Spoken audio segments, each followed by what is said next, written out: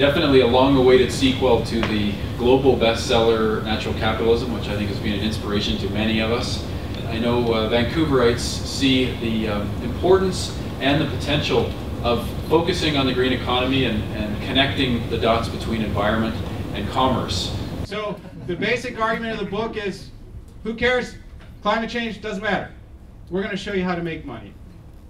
So, you know, Al Gore did his thing with Inconvenient Truth. We got Rob Safrano back here. He's an Al Gore ambassador. They can give you all the science about climate change. But here's all the science about climate change you're going to see from me. What more do you need to know? Isn't that proof enough for all of us that climate change is real? Boyd's great. I love his charisma and his enthusiasm for it. I think he's ahead of his time, but the timing is good. You know, it's fun to watch him work, and he has a very good understanding for the industry, having worked in it in so many different aspects. Energy efficiency. Imagine if companies could save hundreds of millions by improving their efficiency. Because we're on the topic of tree huggers, I thought, you know, Walmart's the epitome of tree huggers, right? Not. But Walmart is one of the most advanced, forward-thinking companies today about how to profit from transitioning to a low-carbon economy. Probably a lot of you in this room have heard of Masdar, Abu Dhabi. They're one of the first cities to actually make a claim to be being built to be carbon neutral. Yeah, this is a great book, and it was a great presentation, and I think it really, whether you're interested in the single bottom line or the triple bottom line, this book really helps you understand what some of the positive benefits are of addressing climate change. Again, big market. There's not a market I'm going to show you. There's like 8 chapters in the book. There's not one that's not multi-billion already. Can anybody spot North America on this? Percentage of world's organic producers by geographic region.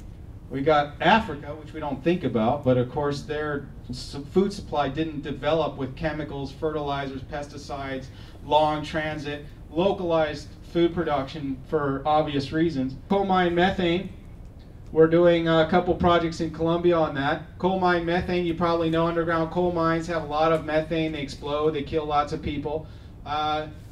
Coal mines in Colombia are very poor at managing methane. So we can capture that methane and then use it on site as like a green gas energy source. There's coal mines in China that are making more money from selling the energy associated with the gas content from their coal mines than they're actually making from selling coal.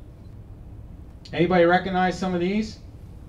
Russia, 2010, heat wave, $15 billion lost to the economy.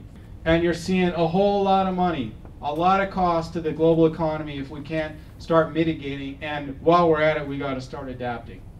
I'll tell you why. I think climate capitalism coupled with courageous politicians and demanding consumers is the only path to economic prosperity. Well, Pedro, I like Boyd's approach. I think that, as he mentioned in the presentation today, that this is a badly needed change in focus away from arguing about whether climate science is real. It is rather been a very difficult debate, and I don't think it's helping us as a society moving forward. So I think that it's a welcome, refreshing new angle. We've got heads of state like Merkel and Cameron, conservative heads of states, by the way, that actually get this. I did this post a month ago on corporate nights and on Triple Pundit. You'll recognize some of those faces. Khosla, running $1 billion clean tech fund in the Valley. Ray Anderson, Foster, who's behind the Masdar project.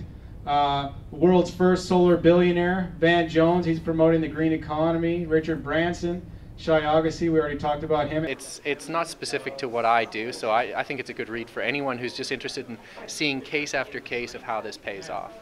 So, kind of a bold, unmitigated defender of the business case here, and revealer of the business case. He's obviously a bright fellow, but he again brings it down to a language in a way that we can use and understand. So it was fun hearing him verbalize what he's been working on in the book. relatively new. I've only been around the green movement for about 7 years, and when I started in on this, I heard about him, that he was a legend already back then. He was really big, really smart, big brain. People talked about him. Now when he's coming up with Climate Capitalism, I go, of course he's doing that. Because, you know, he's just a guy who's never satisfied, and he keeps pushing and looking for new things, new ways to lead us forward. So I think he's a good man for the job.